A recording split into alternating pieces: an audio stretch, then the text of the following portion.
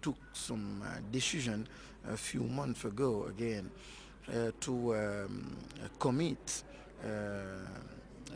experts to verify the movement of people between some frontiers, between Senegal, for example, and Gambia, between Senegal and Mali, and we commit experts to verify and to evaluate how it's going with the transportation between those countries. And we have some conclusion, and the conclusion tells to Senegal government authorities that we have to make efforts to change the meaning of customers, la douane, c'est custom? Yeah. Customers' attitude, authorities' attitude, the policeman attitudes. That is not a matter of the presidents and big authorities, government. Government are already decided. At the level of no ordinary person, they make you sweat. Everyone talks about corruption. The issue for me is not corruption. The issue is that those people, the customs and immigration people, feel that they are entitled to something from you because they are working on their job, because they stamp your passport, because they look at your car papers, which in my case are always up to date and correct. They still demand something. So it is not asking somebody who is doing something illegal to pay, which I call bribery. It is a sense of entitlement. They feel entitled that they're doing you a favor if they stamp your passport, and they ask you for 200 or 300 naira. On all sides, on all sides. Over the last 32 years, it has been very difficult for this protocol to be effectively implemented at the borders because we have a lot of harassment. Most operatives harass the traveling public. Either they ask them for money before they can be allowed to pass through the borders. We've been involved in a lot of sensational activities in order to let people know these protocols. In fact, we went to semi-border, we put out a big signboard to tell people you don't have to pay money. All you need to be able to move from, say, the side of Nigeria to Benin is to have a valid travel document as well as an international health certificate. I can't say that no immigration officer had ever done anything untoward, but generally my officers are well trained and professional in their behavior. I must tell you, some 2 years ago, because I was the Deputy Controller General in charge of operations, I camouflaged, I took public transport to Seme because of the complaints I was getting. And nobody recognized me, just to watch and see how my officers were doing their job. Believe you me, I was happy with what I saw. So I'm also challenging you as a Nigerian. If you travel through Seme and see any of my officers extorting money, please get back to me. My number is published on the internet. And all the leaflets that we use to advertise the e-passport, my numbers are there. And I'm also on Facebook. The ECOWAS Commission has been worried enough about the situation to respond with a number of measures. At the border posts, ECOWAS is introducing information centers to listen to and immediately address complaints by ECOWAS nationals. These are pilot schemes with volunteers and hotlines. And we're trying to put information centers in place so that people will be aware of the protocol and also assist people who are harassed. We intend to put hotlines to where we can be reached, and other relevant authorities like the heads of immigration, customs and police will be reached, and it will enhance the implementation of the protocol. ECOWAS, in partnership with the Benin Authority, have established the Center of Information on Free Movement of Persons. That is, the center we are visiting today. I think it's a process which is already making waves and should be encouraged to continue. The problems are not limited to the border posts.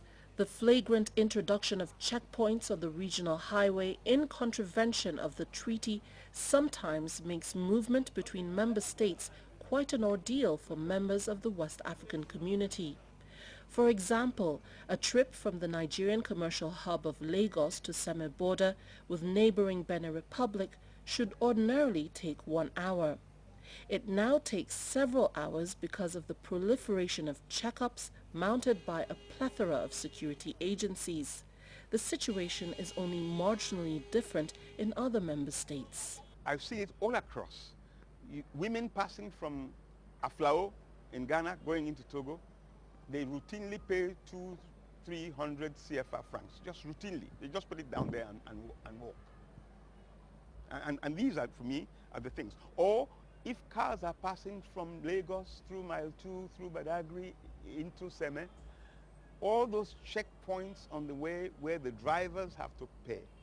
And if they have any foreigners, which means non-Nigerians, they have to pay something as well. ECOWAS has tried to remove the barriers, but the countries only put them back.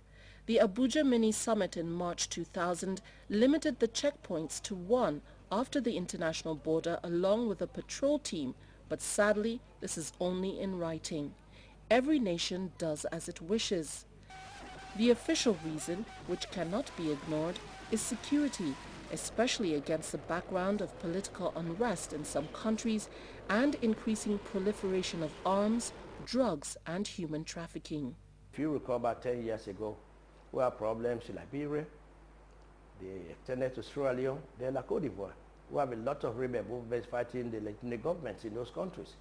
So what happens, it was difficult for any country just to open their borders to people coming from other West African countries. They don't enter through the border, the rightful borders. They go through unmanned routes. A lot of them are here. And some of them even take part in the religious riots and other ethnic problems we have here. The free movement protocol allows people to leave this country without visa. So you have our young girls who we have stopped from traveling from an international airport directly maybe to Rome or other places where they are trafficked for prostitution. They will now get a ECOWAS travel certificate and tell you they are going to visit their uncle in Ghana or Senegal. You can't disprove that. You can't stop them. When they get there, they proceed or get stranded somewhere along the route. These checkpoints have, however, become an issue that cannot be wished away. They constitute a cog in the wheel of free movement. The ECOWAS Commission and the authorities in member states are exploring a monitoring mechanism to check the abuses on the highways and borders. We are trying to put the monitoring unit too. We're talking with the relevant governments to see how we can have a common monitoring unit where officers are checked for the excesses. Over the past 45 years, it is estimated that the population of West Africa has risen from 88 to over 262 million. Experts are of the opinion that population increases usually leads to the need to change from one environment to another. With the rapid increase in its population, West Africa is said to be at the core of the mobility phase. The West Africa Long-Term Perspective Study estimates that nearly 30 million West Africans changed residence between 1960 and 1990, an average of 1 million people per year. This obviously includes the people of most contiguous countries who have a common heritage and consider the borders therefore artificial. Striding across is only second nature to them. However, a substantial number of legal migrants, meaning those who entered through legal borders, are economic migrants seeking a better life outside home. Some experts believe that a third of the population of West Africa actually live outside their country of birth. In the past, this issue provoked countries into deporting non-nationals as they sought to protect local jobs and interests. In recent times, however, this has seldom occurred and there has been substantial intermixing of the population without any conflict.